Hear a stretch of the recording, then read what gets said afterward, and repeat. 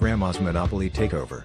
Every year, my family gathers for our traditional Monopoly night, which usually starts off civil but ends with someone vowing to never speak to Uncle Larry again.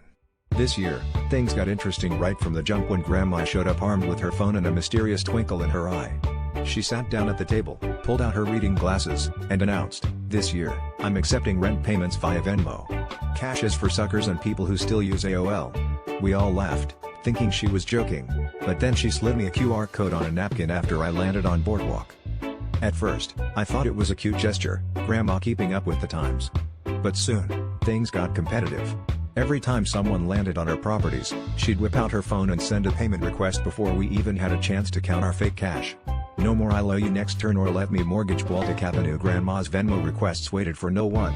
Suddenly, the Monopoly board was less about trading and more about who could type their PIN faster. Then, the game spilled into the digital world. Grandma started a family group chat called Monopoly Renters Association and began charging us for in-game transactions. Want to trade a railroad? That's a $1.50 processing fee.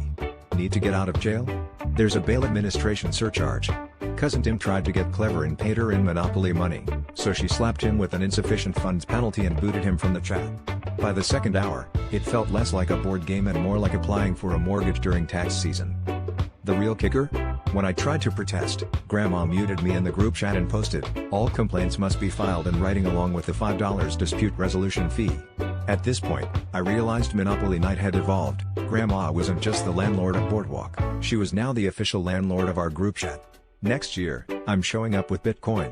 Or maybe just a lawyer.